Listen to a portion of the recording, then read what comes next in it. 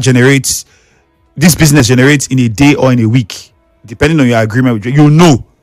But you now come and you're telling the driver that your own has to give you so and so because you want to make back the money for this keke in this short period of time. No, for every business there is a what is it, gestation period, I'll call it now, that exists. And if you choose to go into a certain sector, if, like, for instance, if you are coming to the media sector and you think that you want to come into the media sector and in 1 year you want to make all the money that you would need to buy cars and build houses, you are coming to the wrong sector. Please switch. Even the oil and gas sector, where people feel like a lot of money goes around, it doesn't work like that. It's a process. It's how it works. And I think same principle applies. The same tactics apply to every other sector. In the real estate space, unfortunately, in recent times, everybody is trying to reap everybody and just get as much money as possible. And one name has been recurring anytime you have this conversation.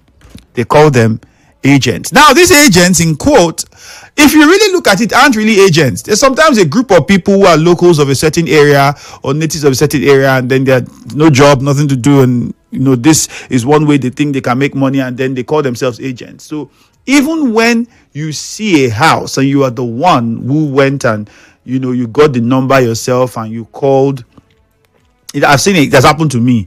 You were the one that got the number yourself and called, though. The security person living in that house or somebody they have in that area will now call them and say, somebody came for the house. So the next thing, first, waka, when are you waka? Somebody is coming to tell you that they are the agents of this house, that you have to pay them something. And they are serious about it. It's crazy. Anyways, why are we having this conversation? You must have already heard what the members of the House of Representatives are urging the federal government to do. This is through the Ministry of Housing and Urban Development. They're asking for urgent and decisive steps to be taken to curb the growing trend of astronomical increase of rents across the country. Lagos, Port Harcourt, Abuja, in Warri, even in Bayelsa. In Bayelsa, when somebody was, I say, okay, I'm from Bayelsa State. I stayed in Yenegua. And I'm like, which areas in Yenegua would you, there might be areas you would look at and say you want to even, okay, the rent should be this because of the kind of environment, the kind of people living there, the, aesthetics and all. How many of such areas do you have in Yenegua? So I don't even understand why people would want to bill you that much for rent for a house that's going to exist for the next 10, 20 years. Even more. Even more. Right, the value of the land is appreciating. You are making money from the rent of the property, the house. You might eventually wake up on money and say, okay, time to cash out major. I want to sell the land, which means you are making more because you've already made money from renting the house out for a couple of years. So you still do not understand why they just want to force everything and make all their money in 1 year of rent, of building a property for rent. Anyways, this is what the House of Representatives are proposing. They have said that the rent thing is a problem, and clearly people are being exploited. A lawmaker representing Calabar Municipal Odukpani Federal Constituency actually sponsored this particular bill. He moved the motion during plenary and advocated monthly rent payment and directed the House Committee on the FCT to propose measures to address excesses, reckless increments of rent by landlords. Landlords just wake up. I'll tell you a true story of a friend of mine who his landlord came one day and was looking at their compound, looking at the house.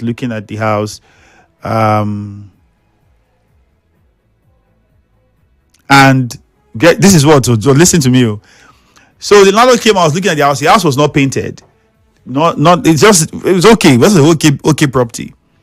And he called and said they've increased their rent. I said, why? I said, landlord just came, was moving around, and then the guy with him, agent, was not telling him that they were in the compound saying, God, that compound don't increase now. Everybody for here don't increase rent to. That one too don't now. So they rent to. That side now, the man say, And you know the funny thing, those houses that are renting that amount, although not justifiable, if you are going to want to follow the regular excuse that everybody gives, those houses are of better standard.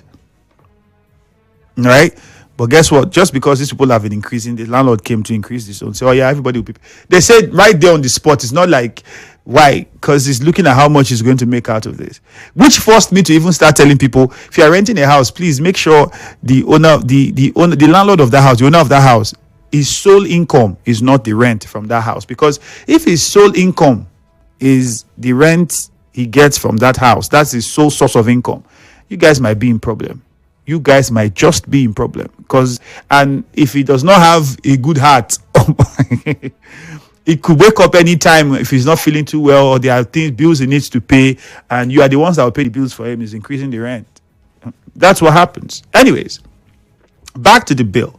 So now, for those of us who have little or no knowledge about what the Tenancy Act is, I will try to educate us the little I can. First off, it is particular to every state. What this means is the law guiding tenancy, rent, eviction is particular to various states. What it is in Lagos is not what it is here in Rivers State. Yeah, it's all different.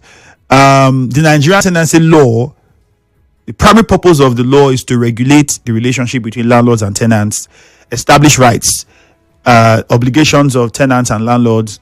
But importantly, it tries to provide this legal procedure for recovery of premises upon eviction. So it is not a uniform federal law. That's what I just want us to understand. Instead, the landlord-tenant relationships is being governed usually by the specific legislation of the various states. So what it is in Lagos is not what it is in the FCT, it's not what it is in Rivers State. But the closest to something that's more modern is that of Lagos State. However, for Rivers State, where we are, you find this one very funny, which is why sometimes I look at our members of the house and I'm saying, I try to really look at critical issues that are facing people on a daily basis that you expect our lawmakers to debate on and bring up laws to make things much better and simpler for every person. Most times, let's be honest, 60 to 70% of the time, the laws that come out from our lawmakers is usually political. It's usually political, guiding political offices, agencies, political interests, and so on and so forth, when you critically look at them. However, with regards to the primary law guiding tenancy, including rent and eviction here in Rivers State, it is the Recovery of Premises Law, Cap 109, Laws of the Rivers State of Nigeria, 1999. So unlike Lagos, which I said is the closest to something new and much more comprehensive, Rivers State traditionally still relies on the older recovery of premises law, which is combined with the common law and contract principles, which is the agreement between tenant and landlord. So if you go through it, you find the right to collect rent, payment in arrears. It explains all of that. I just want us to specifically look at rent increase. So any increase in rent, according to the provisions, must be reasonable and must comply with any rent review clause contained in the tenancy agreement. That's it. So there's no specific government legislature in the state or legislation that is guiding how a landlord will increase rent. And even this one that says that the landlord is expected to give the tenant adequate notice before increase, even that one, the landlords don't care. They will come and tell you. In fact, I had a friend whose rent was expiring in the next 2 months. No, it was 3 months at SAS Road. He lives at SAS Road. His rent was to expire in 3 months' time. The landlord through the lawyer, and it's painful because you have the landlords, they would still not educate their client. I would dare say that I think they don't educate their clients, or because of how much percentage that they are going to get, they would just allow them to do what they do. 3 months to the expiration of his rent, he was about to go renew. So he had gone to renew his rent based on the old price that was there. The landlord told him no, that they are introducing a new price. He shouldn't pay now. The landlord told him that day. That evening he got home, they sent him letter that they have increased rent to how many million, and that he should pay it 2 million, and that that this next 3 months he wants to pay, renew his rent, he should be paying 2 million. If not, let him move out. Just like that. It's not like, and we said, sir, this person's rent has already expired. Use information he did not know.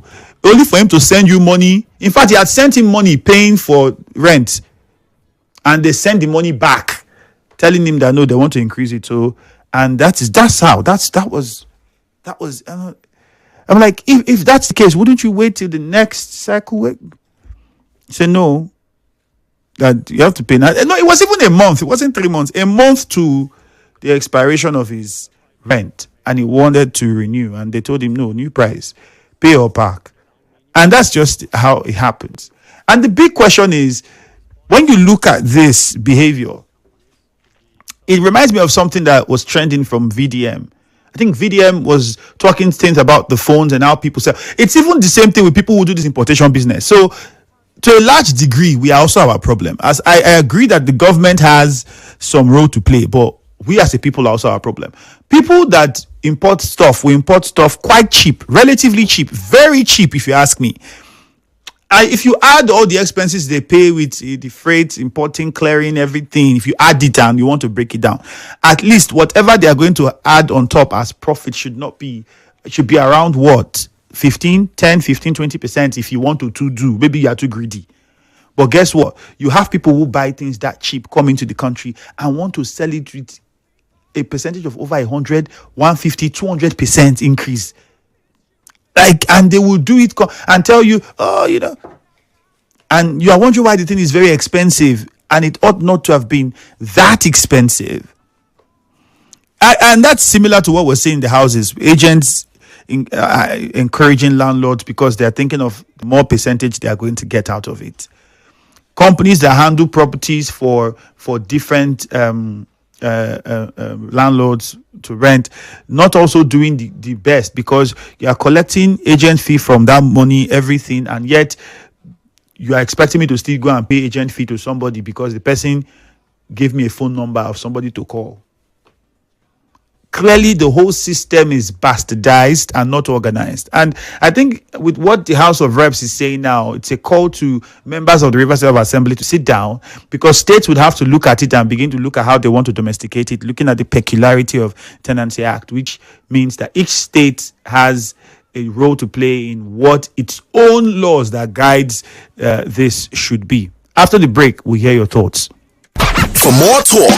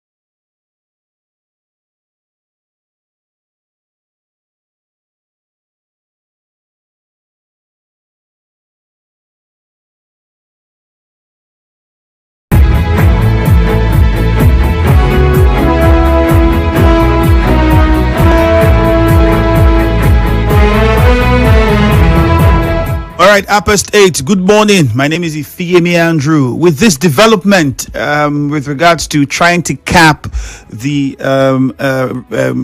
increase of rent across the country, how are agents and landlords going to respond to this is clearly the first question. Because if you want to look at it from the side of the landlords, they are going to say, "Are you telling me how much I'm doing? How much I'm buying cement? Do you know how much I am doing this? Do you know how much is the cost of road? Do you know how much is the?" But I think that same thing is also the same reason why keke drivers will say, "Do you know how much we are buying fuel? Do you know how much we are changing tire?